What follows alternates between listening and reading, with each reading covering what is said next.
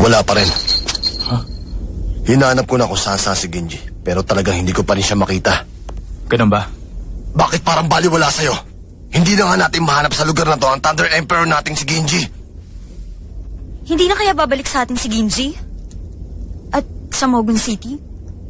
At hindi na ba siya babalik sa Vaults? Hindi ako makapaniwala sa ugali niya. Nang dahil sa lalaking yun. Malaki na tuloy ang pinagbago ng ugali ni Genji. Hindi ko mapapatawad ng lalaking yun.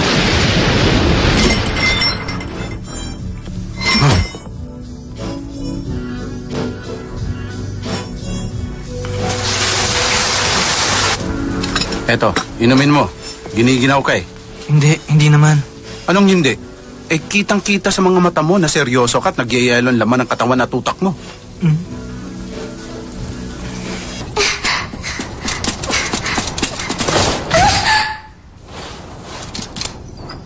Ayos lang ako. Huwag kang mag-alala, Mozart. Baliwala lang ito.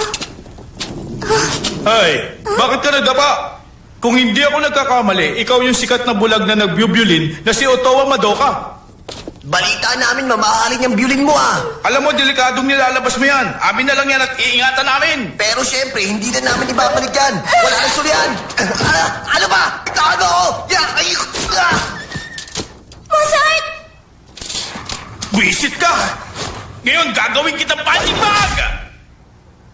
Aray! Ang sakit! Aray Sobra ko! ka naman. Aray! Napakalupit mo naman sa isang alaga. Oh, ito na ang aso mo. Ang cute niya. Patawad? Huwag kang humingi ng tawad. Wala ka namang kasalanan eh. Ang may kasalanan ay ang mga bugoy na to. Ang yabang mo Siguro siya!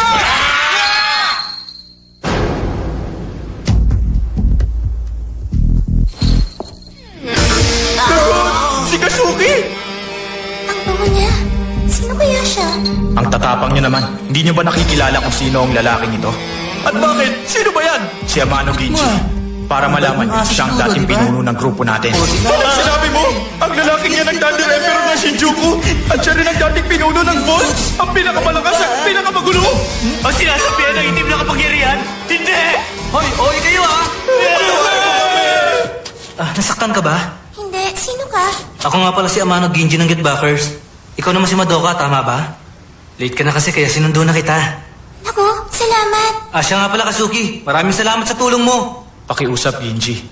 Nakikiusap ako sa iyong bumalik ka na sa grupo natin. Naku, pasensya ka na pero masaya na ako sa bagong partner ko sa trabaho. Masaya ka na? Ganun ba? Alam mo kasi, mula nang mawala ka, para bang nawala na ang grupo ng kontrol at diskarte sa trabaho. Ano ba yung sinasabi mo? Hanggat nandiyan ka, Kasuki, walang magiging problema. Hindi ko na kaya. Dahil yung tatlo, hindi pinuno ang tingin nila sa akin. Wala silang ibang kinikilalang pinuno, kundi ang Thunder Emperor. Ikaw yun, Genji. Hindi na ako ngayon isang Thunder Emperor. Ano ka ba naman?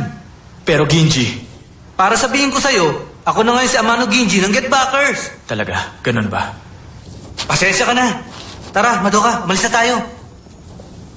At kayong mga bugoy kayo, saan kayo pupunta? Magpapalamig lang. Sino nag-utos sa inyong gawin ito? Wala nag-utos sa amin. Para ba sa pera? Nagawa niyong patulan ng isang bulag na babae?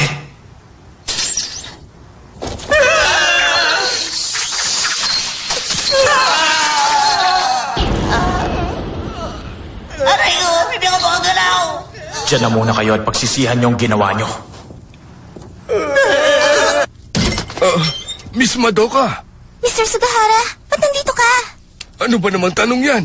Nung nabalitaan kong nandito ka sa delikadong lugar na to, talaga namang nagmadali akong pumunta rito. Ayos lang naman po ako eh. Eh paano ka na kung sakaling may nangyaring masama sa'yo? Pero hindi naman po masama ang lahat ng tao dito.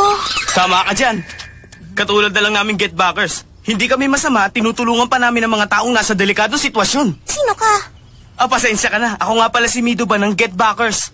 Hali kayo, pumasok kayo sa loob. Pasensya na kayo kung marumi rito Sige, tuloy lang. Alam mo, napapansin ko sa'yo, mas mabait ka sa mga kliyenteng mukhang maraming pera, no? Tumigil ka. Natsumi, iced tea nga. Sige. Boss, isa raw pong iced tea. Narinig ko. Stradivarius? Oo. Ano ba yun? Isang violin na ginawa ng sikat na Italianong tagagawa ng instrumentong si Antonio Stradivari. Gano'n naman kamahal yun? Pinakamababa ng 20 milyon. Pero pag maganda ang quality, mga 100 milyon. 100 milyon? Pero di ba Stradivari na yan sa'yo? Bakit kailangan mo pang kumuha ng 1,000,000? Anong dahilan mo? Itong sa akin kasi, ay peke. Ha? May kumuha ng tunay ko nang hindi ko alam. Gusto ko sanang maibalik sa akin sa lalong madaling panahon ang tunay kong Stradivarius. At ang taong nagnakaw nun ay walang iba kundi si... Ang lalaking ito. Kilala siya sa buong mundo bilang violinist at isa siyang batang negosyante. Ganun pa man, may sabi-sabi na malakas ang loob niya dahil konektado siya sa mafia. Siya si Akutsu Junseke. Ha? Si Shido? Sandali lang, paano ka naman nakasigurong si Akutsu nga ang siyang kumuha ng tunay na violin mo? Hindi ako sigurado dahil hindi ko rin naman nakita.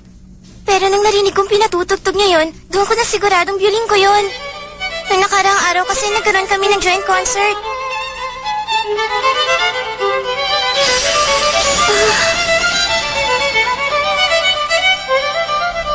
Walang kaduda-dudang ang tunog ng ginamit niya ay ang tunay kong violin. Binigay yun sa akin ng mahal kong guro kaya mas mahalaga pa yun kaysa sa buhay ko. Pero nung magtanghal kayo ng gabing yun, pareho kayong pinuri ng lahat ng tao. Walang sino mang nag-akala na peke pala ang gamit mo nun. Isang mahusay na violinist si Madoka at sinasabing binigyan siya ng Diyos ng pambihirang pandinig. Kaya kapag sinabi niyang peke ang isang instrumento, walang dudang peke ito. Nakikiusap ako. Tulungan niyo sana ako sa bagay na to. May paraan ba kayo para maibalik sa akin ang tunay kong instrumento nang kahit bago mag-alas 7 ng gabi? Bukas ng alas 7 ng gabi? Parang ang bilis naman yata nun ah. Meron akong mahalagang pagtatanghal. Talagang napakahalaga. Dahil isa na yung concert. Ang tunay na violin ang mahalagang magamit ko sa concert. So nakikita ko naman sa'yo, mukhang hindi ka naman nagsisinungaling. Hindi ba, Ginji? Oo nga. Ibig sabihin? Kami ang mga dakilang tagabalik. Ang Get Backers ay tinatanggap ang misyong ito. Maraming salamat sa inyo. Ayos! Dahil napagpasya na, ito ang strategy. Alright!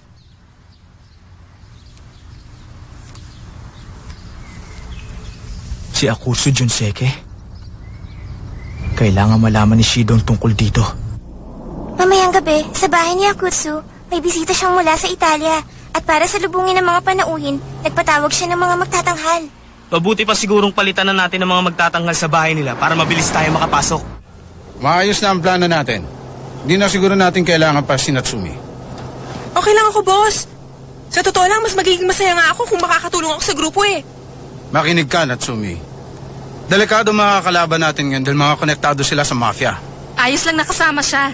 Kaya nga quintet kasi 5 miyembro ng grupo, hindi ba?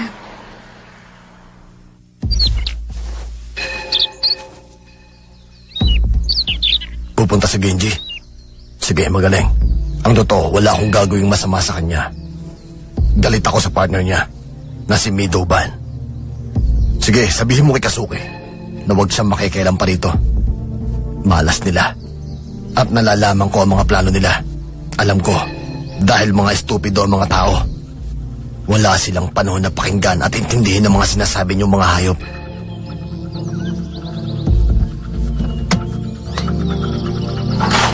Ingatan nyo, ha? Siyempre naman. Ngayon, tayo na sa loob. Ganun ba? O sige. Ang babae na yun talaga. Mas may nabuti pa sana niyang manahimik na lang. O banhid mo, boss. Nandito na po ang quintet na magtatanghal mamaya. Sige, lalabas na ako. Sa'yo ko muna ipagkakatiwala ito. Gusto kong bantayan mo itong mabuti habang nasa labas ako. Huwag mong pababayaan, Ishiki. Bayata ang mga miyembro. Tama. Dahil sa hindi inaasahang pangyayari, hindi makakapunta ang original group. Kaya kami nang papalit. Magaling din naman kaming mag-perform eh. Wala kayong dapat ipag-alala sa amin. Siguraduhin nyo lang. Dahil ang mga darating kong bisita mamaya ay importante kong business partners. At gusto ko sanang bigyan nyo sila ng isang napakagandang pagtatanghal. Mapakikitaan nyo ba ako ng violin performance? Hindi pa kasi nakatono yung violin namin eh. Kailangan magustuhan ko ang pagtatanghal nyo. Parang sila ang mga tanyag na musician sa iba't ibang parte ng mundo. Natitiyak kong mga panauhin niyang Italiano ay membro rin ng mafia. Ano sa tingin mo, Ban? O bakit? May nasabi ba ako? May problema ba? Umpisahan nyo na.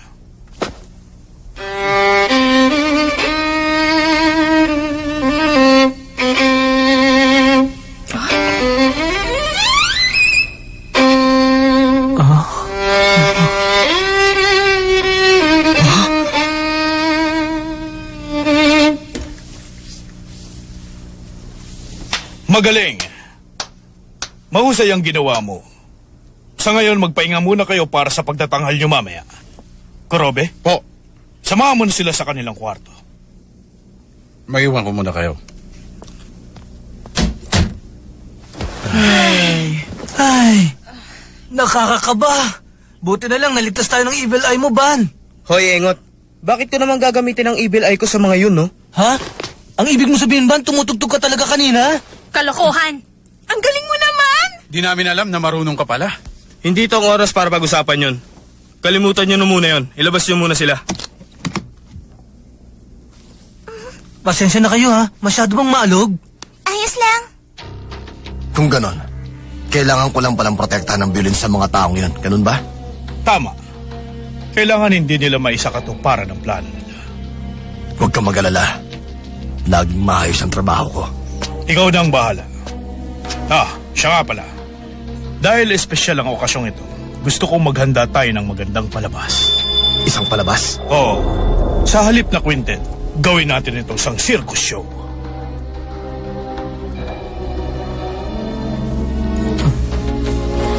Sandali nga, Ginji. Ano bang tinitignan mo dyan? Wala naman, Ban. Yung lalaki ba na nasa background ng litrato ni Akutsu sa magazine? Alam mo rin pala. Natural. Ang totoo niyan kasi, kaibigan ko siya nung kasama pa ako sa grupong Bolts. Isa siya sa mga hari. Ang Beastmaster na si Shido. Beastmaster? Sa isang sipol niya lang, mapapasunod niya ang mga hayop at nakakausap niya ang mga ito. Ah, ganun ba? Ano naman kaya ang ginagawa ng taong yun dito? Hindi ko rin alam eh.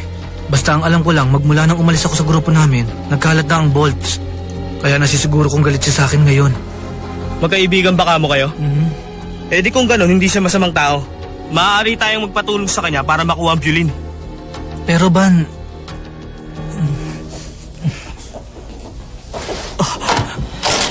Ano? Pwede na ba tayo mag-umpisa? Ayun ang violin. Ayos. Umpisa na natin ngayon ang plano. Mamaya habang ginagamitan ko ng evil eye ang mga mokong na to, kunin mo yun at kung may oras pa, kunin mo ang lahat ng violin dito. Maliwanag ba? Sa ganung paraan, masusubukan ni Madoka isa-isa at malalaman niya kung anong tunay doon. Magandang plano yan, Ban. Kayo talagang dalawa kung gumawa kayo ng plano nyo, masyadong kritikal, no? Ngayon, uumpisahan ko ng gamitin ng evil eye. Teka, ano to? Lagot na tayo ngayon. Ngayong gabi may inihanda kami sa inyong isang napakagandang palabas. Hindi maaari ito.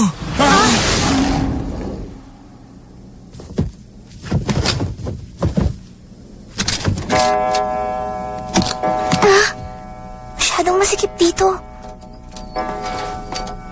Magiging maayos din ang lahat. Ayos lang. 7:00 na. Isang buong araw na lang ang natitira. Anong gagawin ko? Pakiusap, Mozart. Dalhin mo ko rin sa lugar kung saan yung naaamoy kong instrumento.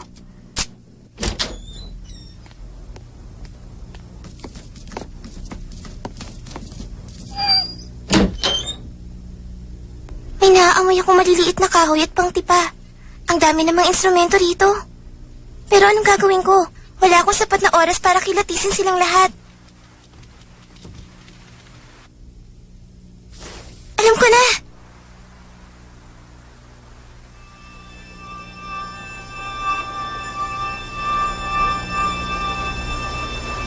Kakaiba ang mga violin dito.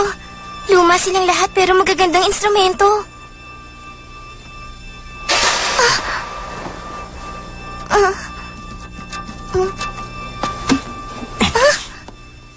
Sino yan? Maaari ka bang tumugtog sa akin? Gusto mong patugtugin to, di ba?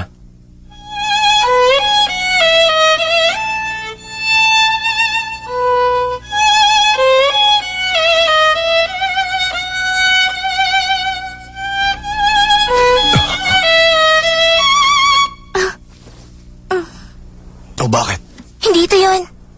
Alam kong hindi ito yung tunay na violin ko. Kung ganun, nakakalungkot pala. Teka, sino ka ba? Ako si Shido. Tauhan ako ni Akutsu. Huwag kang mag-alala. Wala akong intensyon na saktan ka. Kaya nga lang, hindi ko pwedeng ibigay sa iyo ang bilin mo. Walang personalan, trabaho lang. Pero... Mas mabuti pa kung tumakas ka na lang. Hindi magtatagumpay ang Get Backers dahil pipigilan ko sila. Sige, paalam na, Mozart. Ano mo nalaman ang pangalan niya?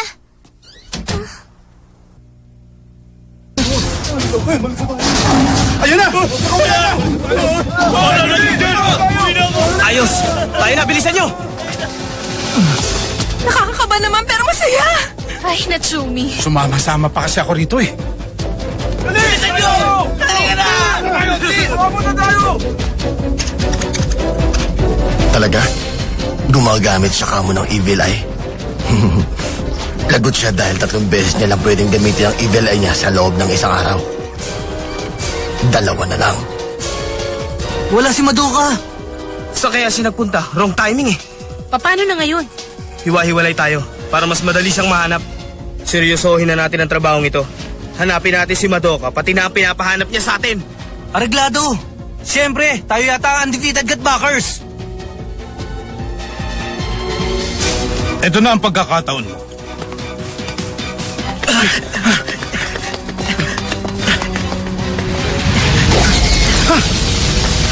Maraming daga! Man, gawa mo na paraan! Okay! O ano, bakit di mo gamitin sa kanilang Evil Eye mo? Ikaw pala si Shido. Sinasabi ko na nga ba? Tingnan ko lang kung kaya mo to.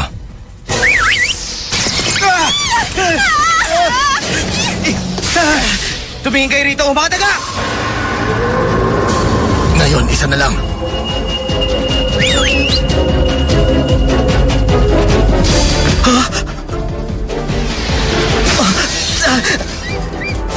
Naloko na! Ngayon, naubos mo na ang espesyal na teknik mo sa pakikipaglaban, Midouban. Wala pa nang ganun ka-interesante sa'yo. Kapartner ka pa naman ni Genji, pero nakakatawa ka lang pala. Tama na, masyado ka maingay. Huh?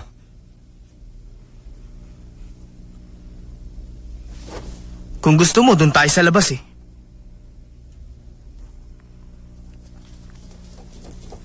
Natatakot na ako. Ano na kaya nangyari sa Get Backers ngayon? Ang tunog na yun! Hindi ako pwede magkamali. Yun ang violin ko.